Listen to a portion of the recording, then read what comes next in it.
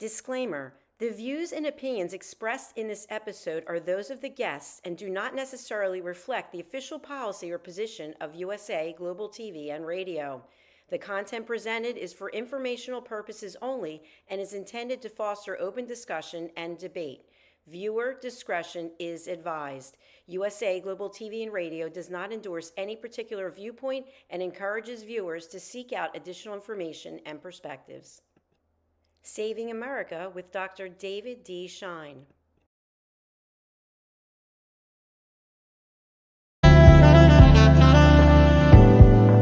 Welcome to USA Global TV and Radio, where our mission is to provide education, entertainment, hope, and inspiration. USA Global TV and Radio connects you with experts and audiences all around the world every single day to help you succeed in business and to live a richer life. Visit us at usaglobaltv.com to learn about career and life-changing training and mentoring programs like the Listening Mentor. Subscribe to our newsletter to stay informed about our special programs and offers. Discover how you can become a guest on one of our shows or a host or producer of a USA Global TV and Radio show of your very own. That's USA Global TV and Radio, where the doctor is always in.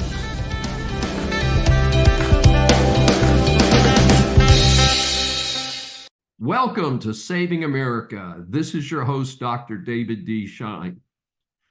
Now for the news. Hurricane Helene took an odd path which sowed death and destruction throughout the Southeast.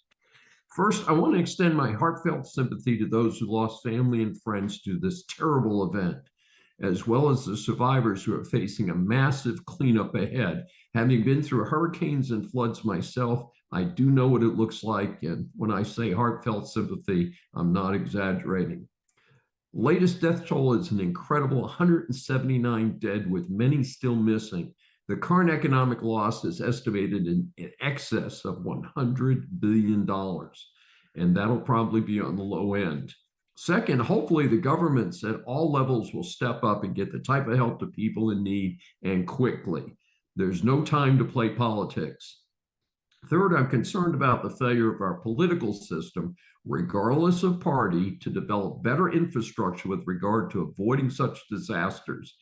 Idiots wandering around complaining about climate change are not going to get this resolved. We face a serious issue in America. We have an out-of-control national debt of over $35 trillion and runaway taxes at all taxing levels. And despite the debt and the taxes, the infrastructure in America is in tatters. A friend of mine recently said, as an example, the streets in Nicaragua are better than the streets in Houston. We must tailor government to be more efficient. In the private sector, whole divisions are closed or sold when things are tough. Layoffs can be in the thousands as cost-cutting is taken seriously. Most private sector employers have eliminated defined benefit pension plans.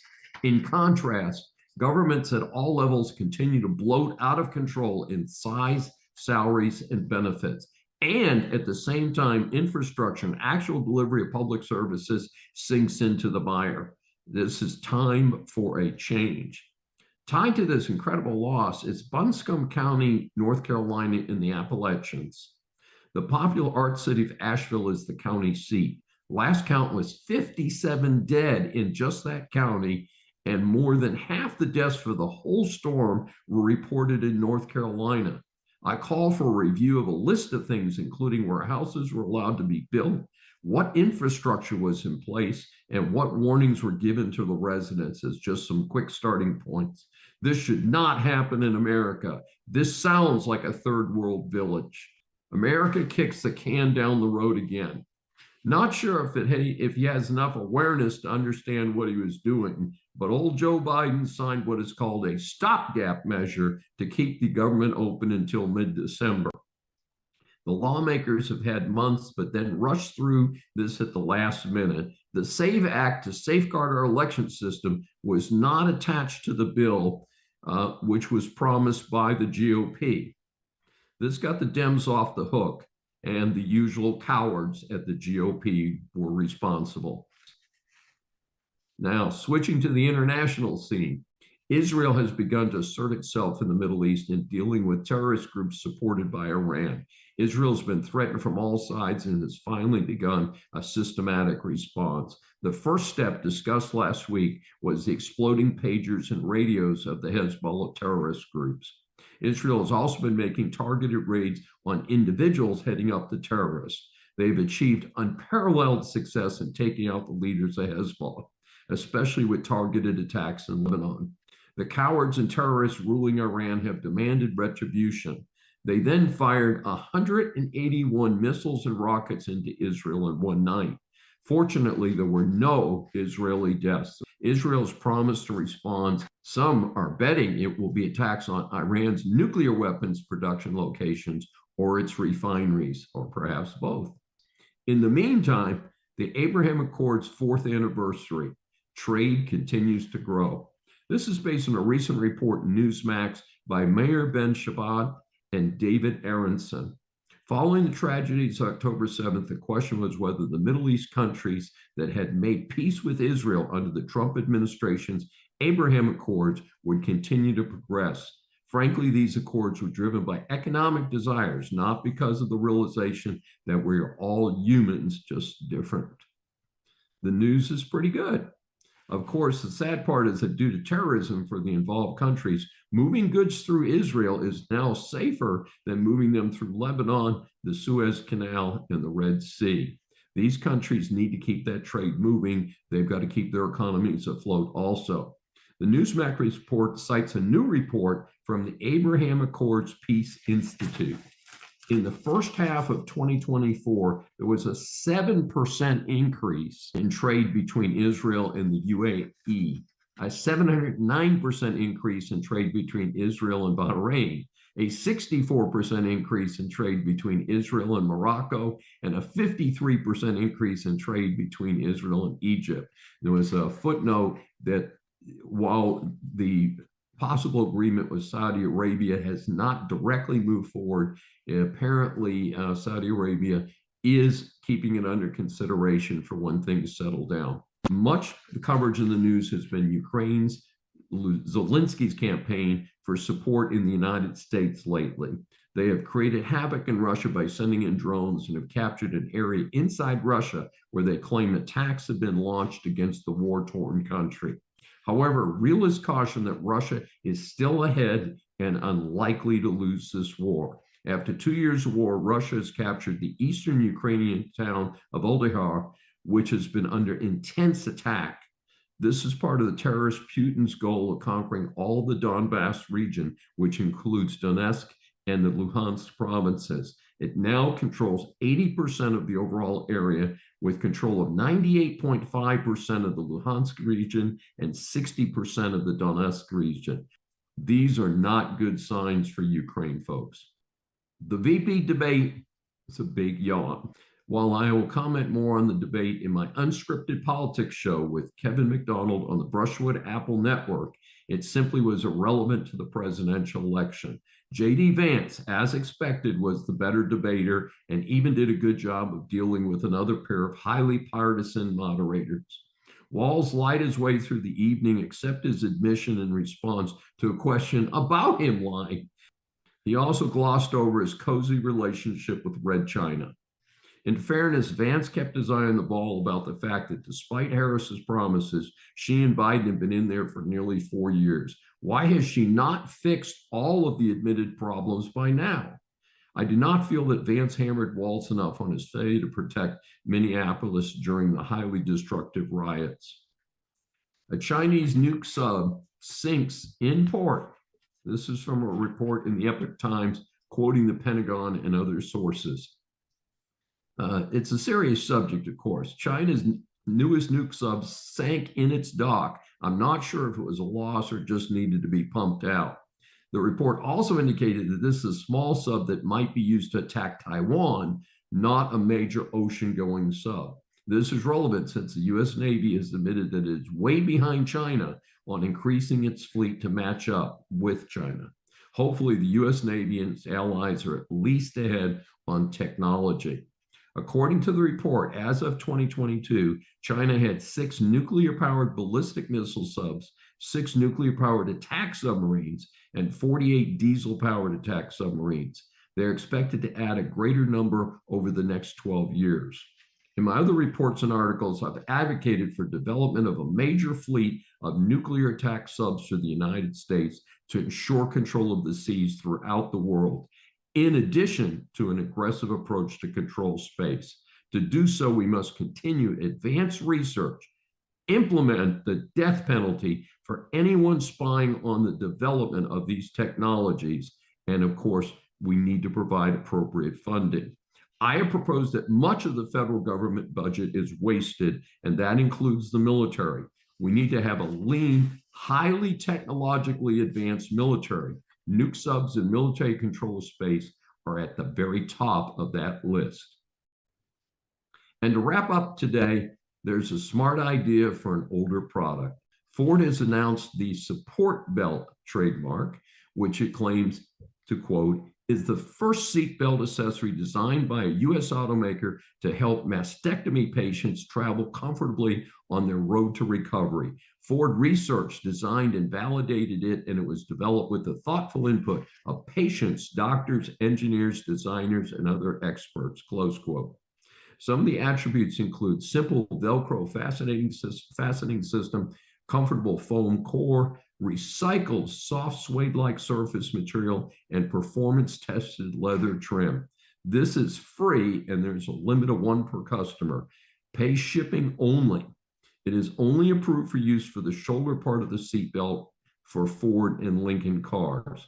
They're offering to licensing it to other manufacturers. Our series Interviews for Saving America establishes that the world is full of interesting people. And when you hear this guest story, I know you're going to agree with me. Saving America welcomes Mandy Gunasekara.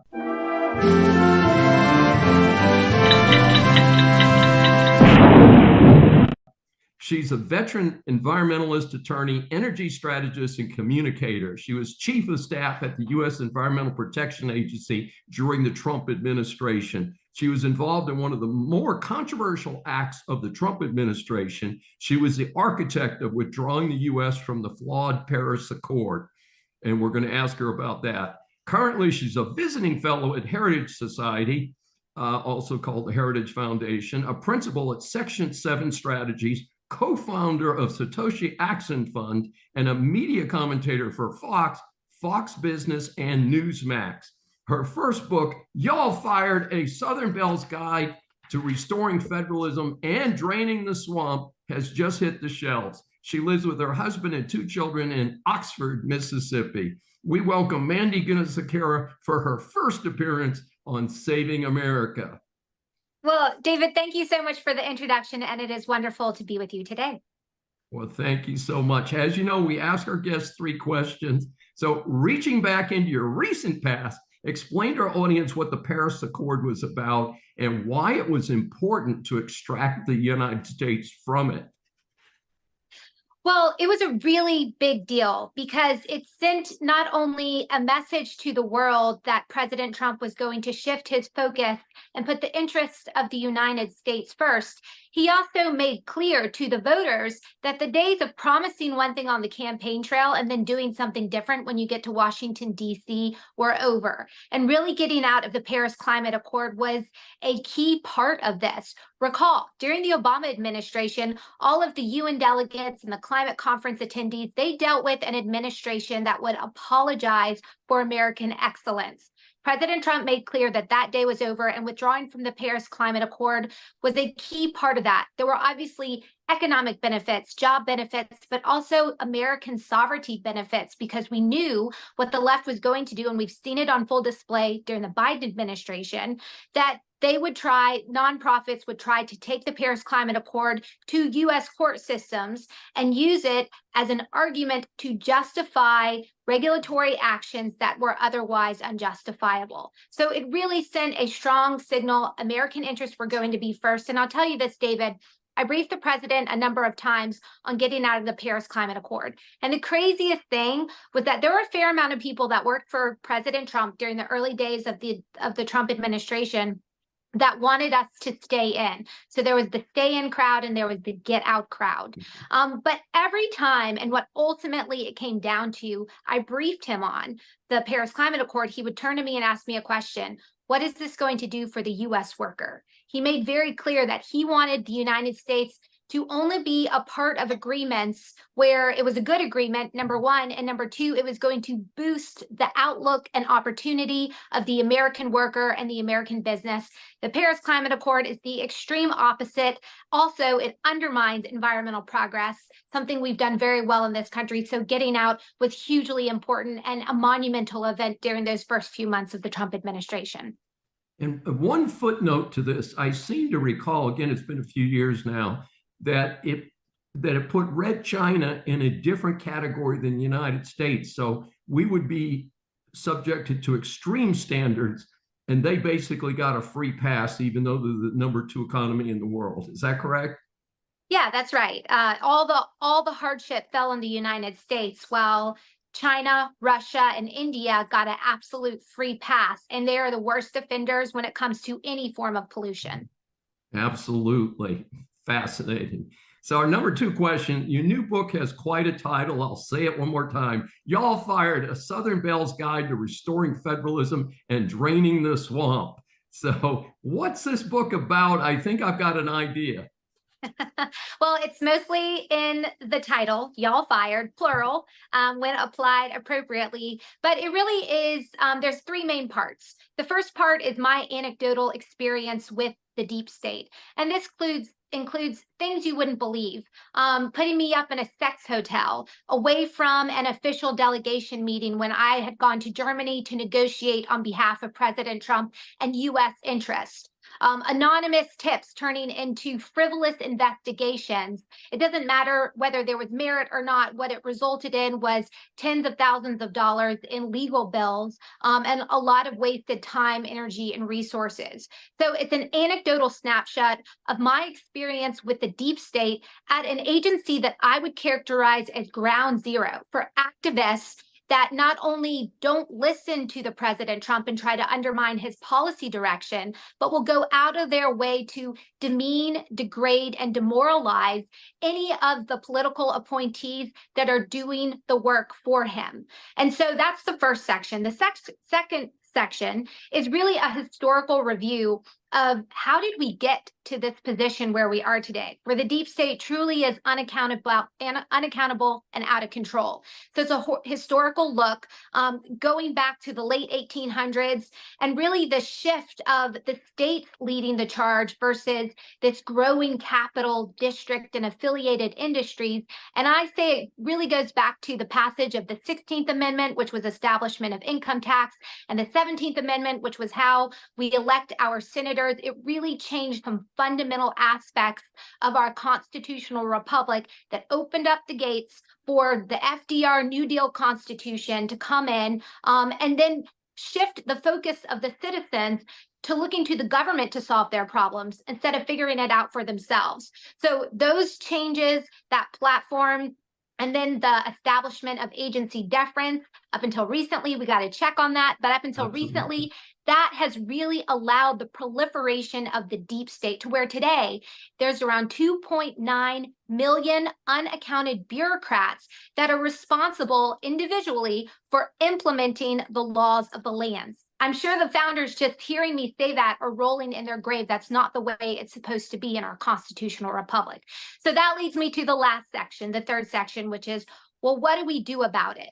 And so I lay out there's policy strategy, there's personnel strategy, and then there's the big picture commitment that we as a conservative group have to take this on, not just thinking about the next conservative administration, but very long term, similar to the way the conservative movement retook the Supreme Court.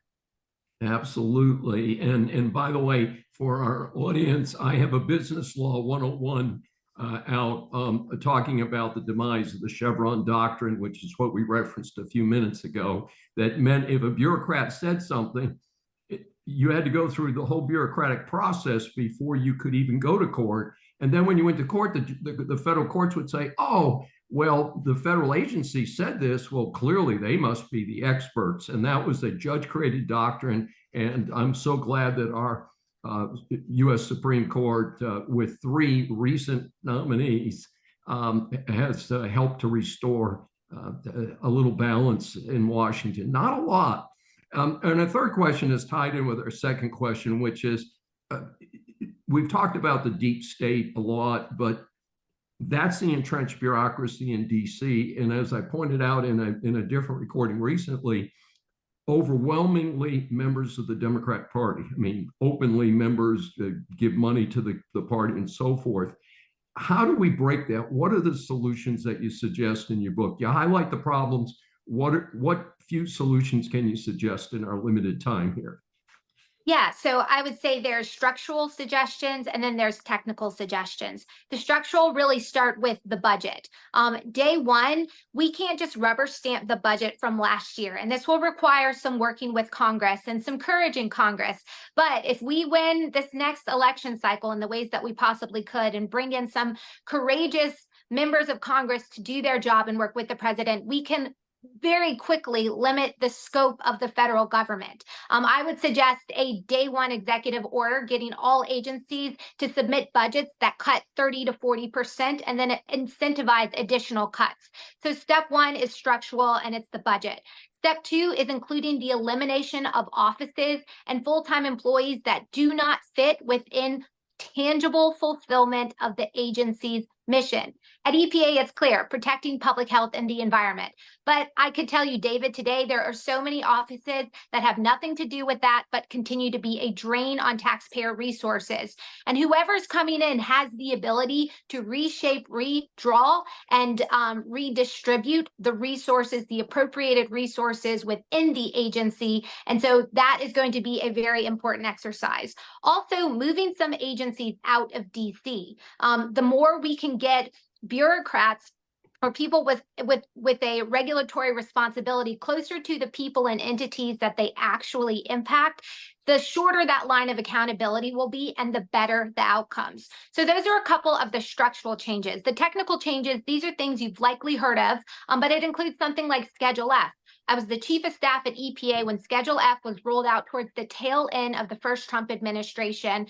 There's so much potential there, and we really didn't get a chance to implement it for a variety of reasons. We were dealing with COVID, we were dealing with the election, and then the election went the opposite way that we ultimately wanted it to go. But Schedule F is a really important tool. There's also ways to get rid of non-merit-based considerations for hiring, getting rid of the DEI requirements in the federal hiring process, as well as the way that federal agencies award contracts and grants, because that creates a whole other subsidiary industry that we know is in Washington, D.C. And one of the other things, and I put this in the technical category, but this is breaking the rule of progressivism in Washington, D.C. and the role of government unions. You mentioned this just a second ago, but so your listeners, it's very clear. 96% of all political activity from government unions at the federal, state, and local level go to support Democrat political causes and candidates.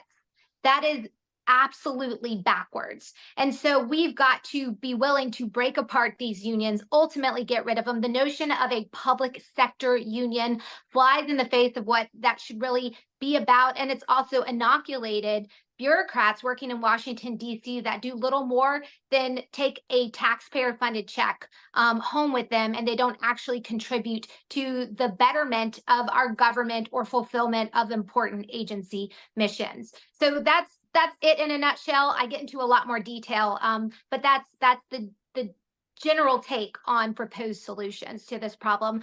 The last thing I'll say is who's going to implement the plan. And this is where personnel on the front end really comes into play, making sure that when we have a chance to have our conservative political appointees make key decisions, that they're walking in with the appropriate training and connections with the people who are going to be working in the same direction as them. Training so they know what tools they have to deal with personnel issues, how the regulatory process works, how to get their badge, some fundamental things, but then some bigger picture things that will make our team of the conservative reset crew super effective from day one. Mandy Gunasekara, I love your game plan, and I've pitched some of the same things, and it sounds like we're on the same page. How can our audience get more information about you and your new book? Yeah, so you can purchase my book. There's additional information. It's available on Amazon or Barnes & Noble. You can also check out more. I've got a website, mandy.ms, or you can follow me on X at MississippiMG. Fantastic. Consortium News sues NewsGuard and the U.S. government. So an outlet named Consortium News has sued not only the questionable verification source NewsGuard, but also the U.S. government over censorship issues. Here's what is alleged by Consortium News.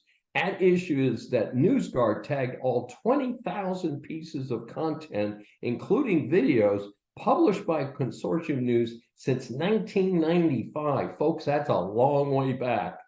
And labeling it as disinformation and false content, despite taking issue with just 6 articles, but no videos during that time, according to the publisher. Obviously, this raises serious issues of credibility for an operation that is supposed to be bestowing credibility. What source does NewsGuard like? Now, let's say, well, the New York Times. That's a loser from the get-go. So I have to take some big points away from these clowns at NewsGuard. They also mix in the Wall Street Journal, which I do consider a fairly legitimate source, at least for business and general news. I'm not the biggest fan of Fox News these days, but generally it's far better than most of the slopstream media reporting. Of course, NewsGuard doesn't like Fox News either. Why are the feds getting sued? According to the lawsuit, the Pentagon, that's right, folks, the Department of Defense that's running out of guns and ammo, in September 2021 awarded NewsGuard a $750,000 contract for its Misinformation Fingerprints Project, a catalog of known hoaxes, falsehoods, misinformation narratives that are spreading online. The lawsuit by Consortium News justifiably argues that the plaintiff's First Amendment rights are being violated. I think that's pretty obvious. Now, NewsGuard can do whatever it wants to do, but if there's government action, that's what brings into play the First Amendment. The government is going after their First Amendment rights. This is just another one of my, as I say, I just can't make this up, folks. So don't let the slopstream media mislead you. NewsGuard is no better or worse than the media outlets it supposedly rates. At the same time, why would a government, trillions of dollars in the red, give these clowns a penny? America faces 2 existential threats. Internally, due to the destruction of the American experiment, which has run for about 250 years now, and it relies on a commitment to capitalism and freedom. And externally, due to the increasing danger from its enemies, we know who they are: China, Russia, Iran, North Korea. Existential is a word that's been overused over the last several decades. The key push has been the climate change hoax and its predecessor, global warming. This has unfortunately focused the USA and its allies on social trends and ignoring the real threat that we just mentioned. An issue that's been highlighted recently is the acquisition of land near US military bases by Chinese nationals who are part of the Z hierarchy in China. Biden's decision to allow a Chinese company, get this, to own 370 acres of land within 12 miles of Grand Forks Air Force Base in Grand Forks, North Dakota, is a real cause for alarm. This is part of a series of examples throughout the United States. To quote China expert Gordon Chang. In Beijing, they must be shaking their heads in disbelief at the inability of the U.S. to protect some of its most sensitive communications. Folks, I have to say, I strongly agree with Mr. Chang, who appears to have a very good grasp of the situation between China and the United States. I consider him a true expert. According to Texas Scorecard, the Chinese Communist Party is aggressively pursuing America's agricultural infrastructure. The land, and in many cases, the food production and processing that is part of using that land is critical for the sustainability of the United States. In such a conflict that we might have in the future, say China makes a grab for Taiwan, such actors could shut down critical parts of the U.S. economy while at the same time blocking communications at key U.S. military installations. Folks, this is serious, serious business. Paired with this concern is a report that China is operating at least one police station in the U.S. China operates a reported 100 police stations around the world to spy on its civilians who are abroad. This gives them the resources to threaten and intimidate these expats. One aspect of this is known as Operation Fox Hunt. That's the CCP term. These CCP operators hunt down people they regard as fugitives and pressure them to return home. The time for America to take the second Cold War seriously is already well past. Hopefully, we have learned enough from World War I and World War II, where we famously were late to the table in both of them. We must prepare now before it is an even bigger crisis in America. The International Longshoremen's Association goes on strike, affecting most of the major ports. This is 45,000 members. The group is called the International Longshoremen's Association, or ILA, and this will soon have an impact on consumers and industries throughout the United States. It involves about 36 ports, just about all the major ports. Some estimates are that half of all goods are passing through our ports. We saw this in Technicolor when COVID caused the ships to stop or to come in empty. The union spokesman have made very inflammatory comments about shutting down the ports, making sure everyone suffers, getting not just used wages on their already high salaries, but blocking the inevitable automation. I believe much of this is driven by the belief that the incompetent Biden-Harris administration will not evoke the Taft-Hartley's powers to order them back to work before Election Day, since the Biden administration is afraid of losing union votes, although I think some of that's already gone. Notice it is legal to replace striking workers. I call on the management of the docks to replace the strikers as they are legally able to do. They cannot agree to block automation, that is for sure. There's already an important demographic note here. America already does not have enough truck drivers and other skilled and semi-skilled workers. The ports will eventually shut down if they're not able to fully automate. The remaining jobs will be safer and higher tech. As I discussed above on the need to build better infrastructure, that must be the mantra, of course, all areas, and that includes the government and the private sector. I note that an innocent truck driver was merely picking up a load of trash at the Port of Baltimore and was injured when his windshield was smashed by striking dock workers there.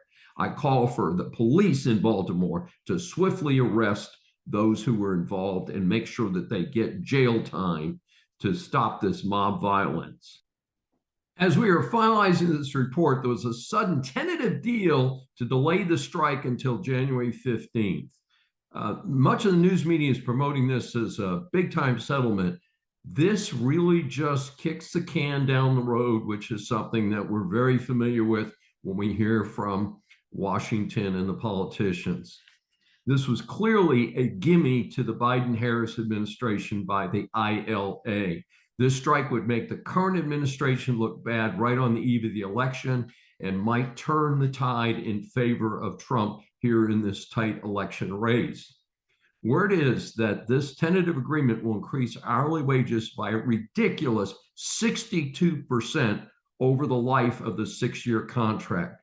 This increases hourly wages from $39 an hour to $63 an hour. That's the base wage. Most of them make a great deal more than that due to overtime. So much for the Biden-Harris administration helping to control inflation. The big issue, automation, has not been dealt with. I suspect that this is a win-win for the union. They help Harris now hopefully get elected, but if she's not elected, this will be a major headache for Trump right as he resumes office. Note, January 15th and Inauguration Day, January 20th. Right, folks? So this is really a stage play designed to cause problems in the future, not a true deal. Business students, business persons, or consumers, business law impacts much of what you do. This segment is designed to help you get past the headlines on key stories. Schein, Diddy Combs charged with racketeering and sex trafficking, among other things. This is a sad case from the standpoint that so much opportunity and early success may have been thrown away. Rapper turned businessman Schein John Combs, also known as Diddy and previously Puff Daddy and P. Diddy, sits in a jail cell in New York under federal custody. He's been denied bail twice so far. Reportedly, bail is being denied not due to flight risk, but due to concerns that he might attempt to intimidate potential witnesses. The federal indictment accuses Combs of involving female victims and male sex workers in illegal drugs and sexual performances referred to as freak-offs. These allegations include his participation and recording of these events, and sometimes these things would last for days. The indictment also claims that Combs coerced and abused women for years with the help of a network of associates and employees. Further, that he used blackmail and violence to keep his victims quiet.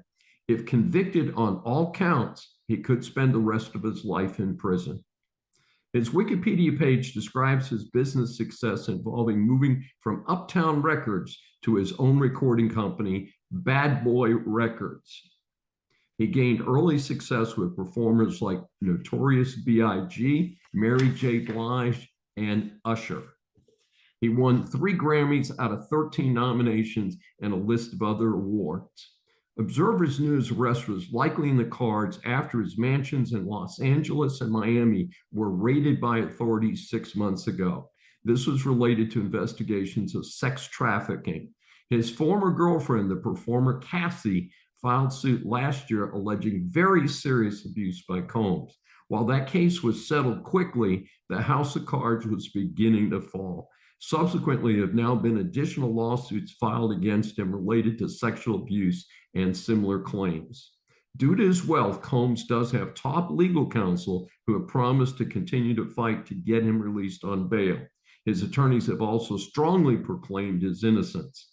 Due to the fame of the accused, this story will likely have significant media coverage going forward.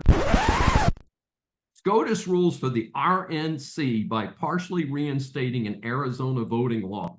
The U.S. Supreme Court voted 5-4 to approve a request from the Republican National Committee. In a surprise, Justice Amy Coney Barrett voted with the 3 liberal justices against the RNC. The ruling temporarily reinstates part of an Arizona law that requires officials to reject state registration forms from voters who did not provide proof of citizenship. The ruling affects some 41,000 voters who used state registration forms but did not provide proof of citizenship. The provisions were previously blocked by a U.S. District Court judge who ruled that the provisions of the Arizona law violate federal law and entered an injunction. This was truly a partisan battle. The Arizona Democratic Party and the Democratic National Committee sued to strike down the law, contending that it discouraged certain groups from voting.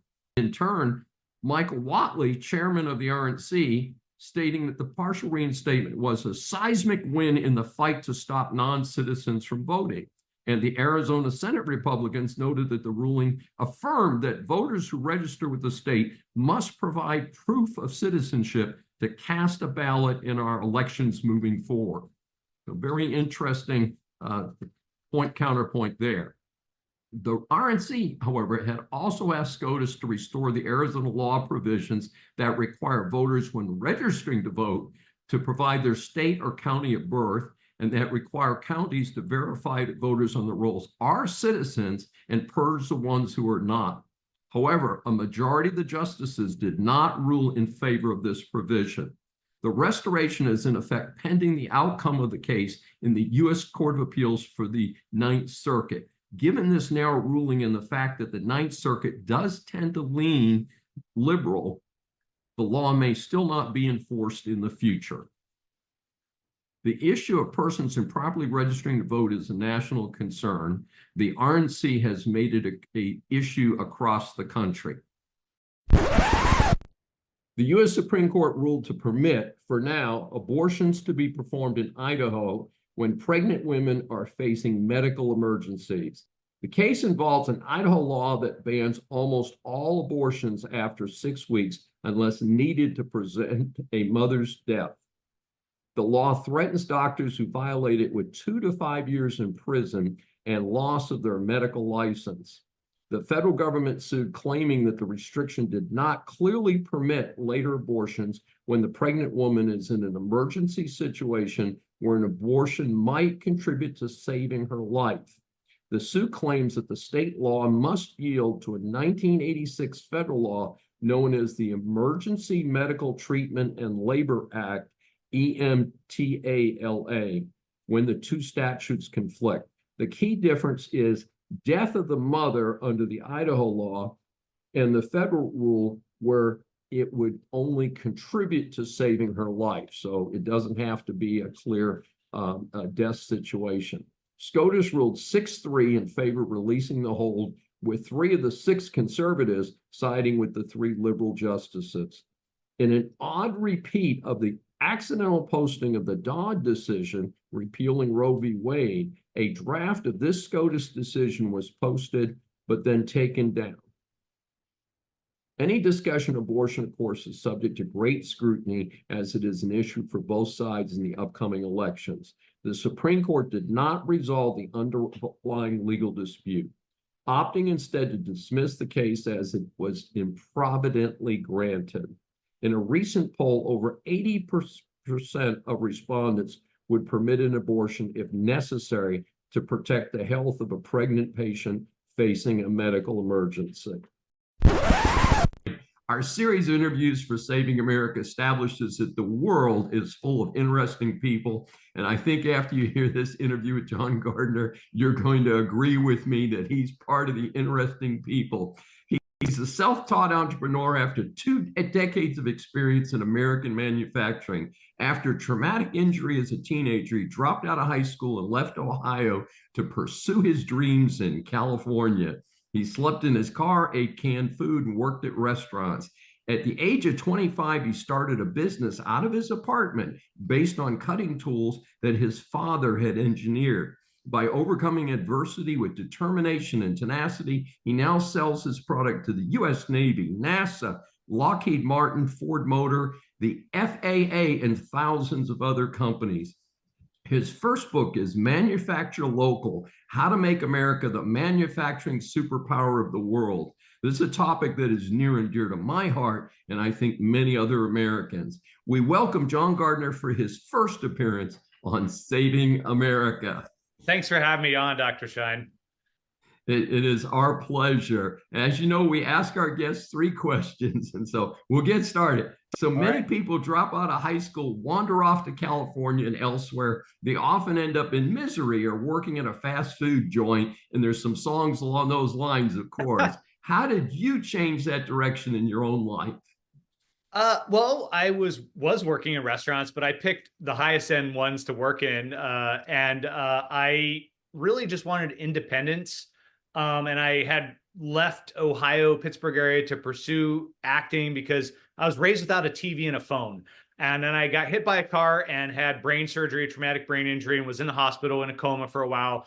And when I woke up from the coma, I was able to watch movies. And I kind of grown up in the library a lot, but as I was in the hospital, I saw Dances with Wolves and Last of the Mohicans. And as a kid, I read a lot of frontier stories, and Going West was always the kind of dream, of the American manifest destiny type stuff. And so I got to see Superman for the first time. I was like, wow, I want to be in this industry and tell stories. And I, dropped out of school and went out to LA and was very fortunate to meet some good people and found I didn't really like the industry. I found it to be quite boring standing around on set. I loved the people, just didn't like the business of it. And so I didn't know what to do next. And here I am without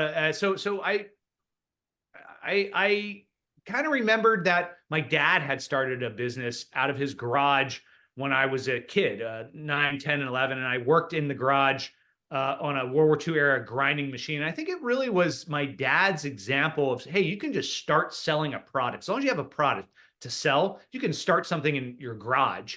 And I think we all look at business now, not we all look at business, but I think we look at big institutions as I can't ever penetrate that, or I can't ever do that unless I like go up the corporate pathway. But my dad was a good example of just doing your own thing. He's an inventor by nature. So I think it was truly my dad's example of entrepreneurialism that planted the seed for me that made me even think that was possible.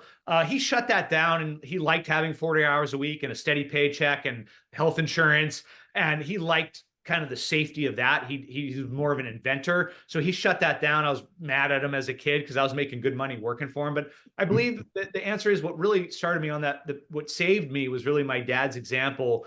And then also his ability to create products because of his engineering experience and make those products. And his example of watching him is really probably what, helped me be able to afford having a family in Southern California.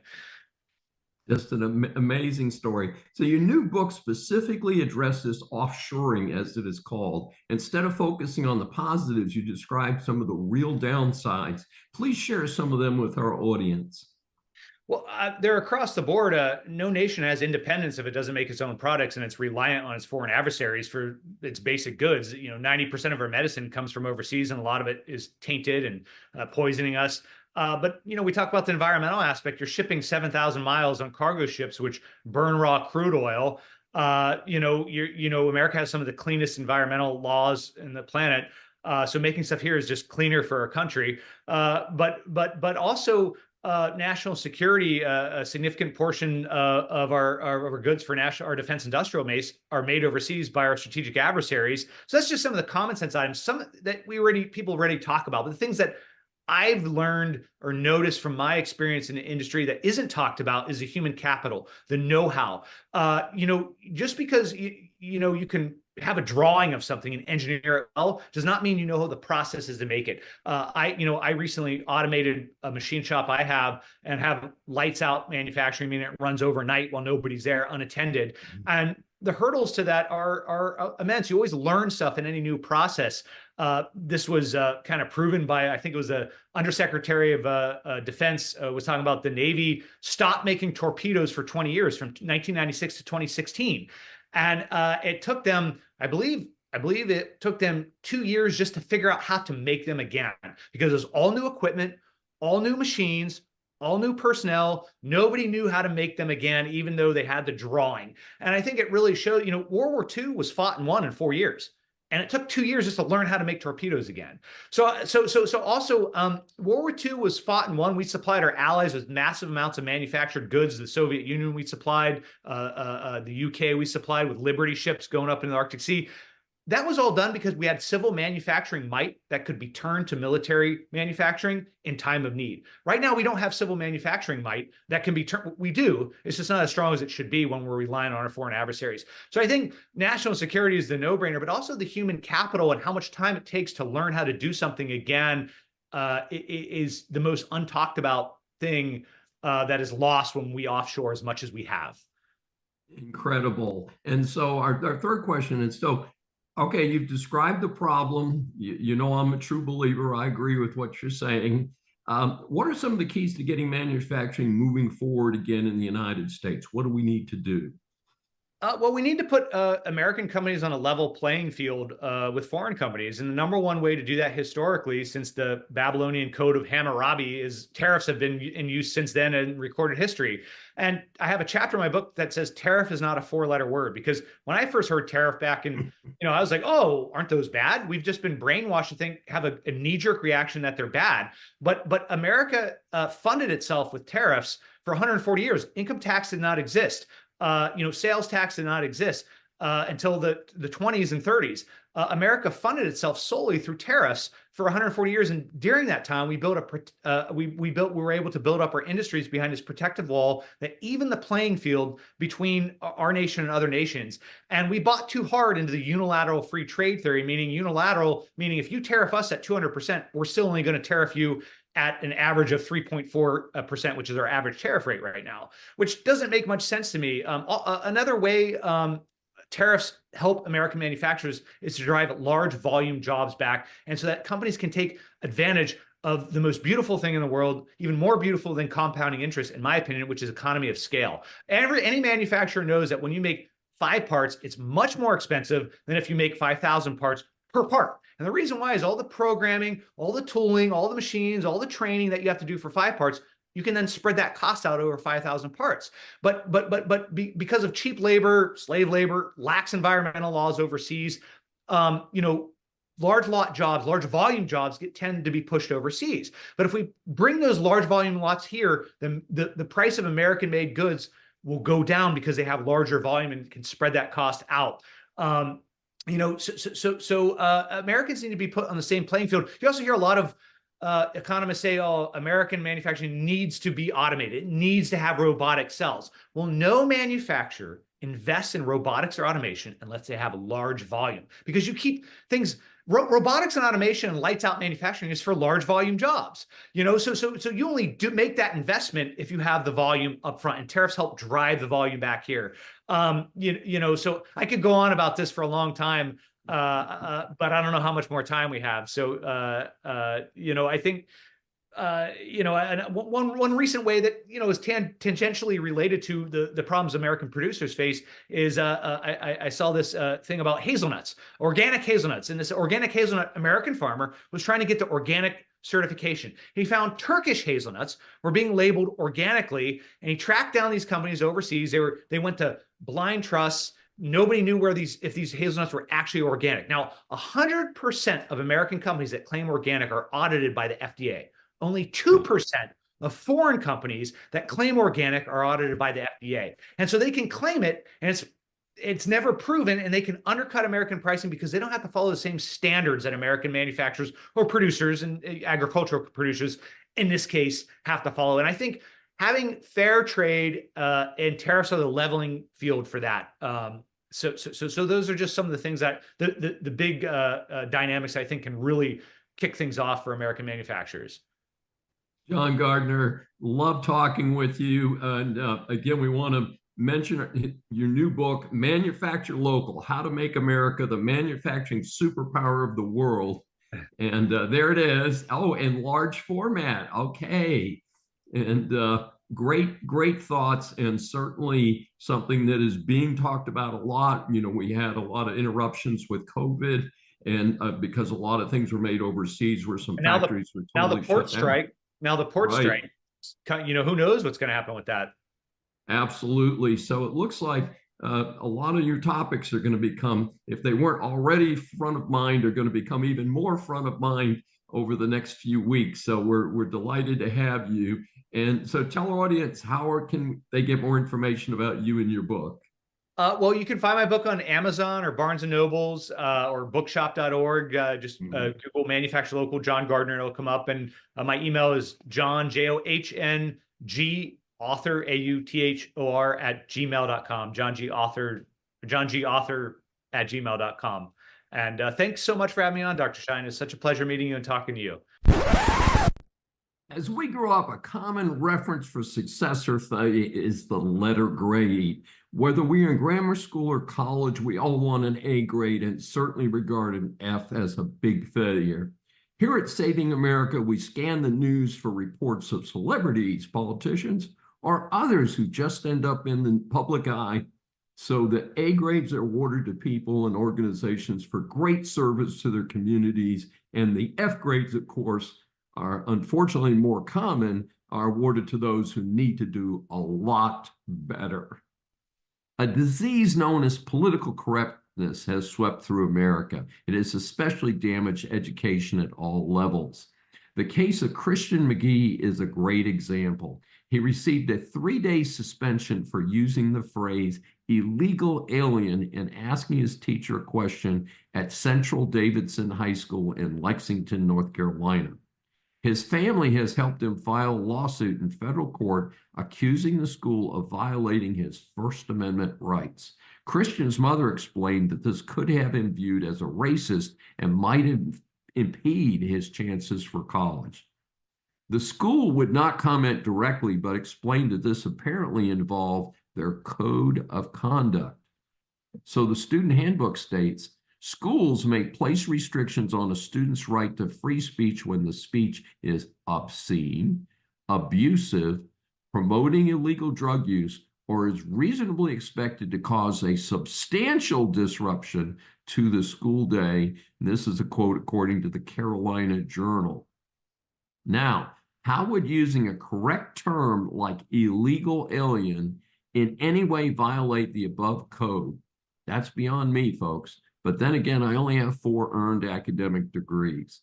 What would I know relative to the geniuses running this high school? It is even more interesting in that this case is in North Carolina. I would be less surprised if it was in communist-occupied California or New York. Therefore, Saving America awards Christian McGee and his family a coveted Saving America A grade. The badge of dishonor today belongs to the ACLU, which used to stand for the American Civil Liberties Union. They fought for minorities in this country starting in the 1920s by helping Jewish and Black Americans achieve equality, a very worthwhile goal. They are now the anti-American, anti-civilization, and anti-liberty union. With an annual budget of $300 million, sadly, they stand for a force opposing the basic tenets of American civilization. They oppose the death penalty. However, the reality is that the death penalty is a deterrent to other monsters who kill hardworking, God-fearing Americans. Given some of the recent horrific cases involving illegals in this country, how can anyone argue they should not be executed? They've defended, that's the ACLU, unrestricted abortions. Most Americans support keeping abortions legal, but definitely do not support having them available in the 3rd trimester. In fact, most support prohibiting them after the 1st trimester, absent the safety of the mother and things like that. The trigger today for our F grade is that the ACLU has promised to sue to block the new state law in Louisiana that mandates that every public school in the state display the 10 Commandments. In their defense, Louisiana legislators cite a 2005 Supreme Court decision where the Supreme Court found that the Establishment Clause did not prevent the display of the 10 Commandments monument on the grounds of the Texas State Capitol. I can kind of see how there's some parallels and some non-parallels there. Given the very neutral and basic nature of these commandments, in what universe would its terms be offensive to the vast, vast majority of Americans? So Saving America awards today's F grade to the ACLU after it having long outlived its usefulness and for standing for anti-American precepts. Thanks for joining me for Saving America. If you have questions or comments, please find me on various social media sites. I'm Dr. David D. Schein, and I will see you next week. Welcome to USA Global TV and Radio, where our mission is to provide education, entertainment, hope, and inspiration. USA Global TV and Radio connects you with experts and audiences all around the world every single day to help you succeed in business and to live a richer life. Visit us at usaglobaltv.com to learn about career and life-changing training and mentoring programs like the Listening Mentor. Subscribe to our newsletter to stay informed about our special programs and offers. Discover how you can become a guest on one of our shows or a host or producer of a USA Global TV and radio show of your very own. That's USA Global TV and Radio, where the doctor is always in.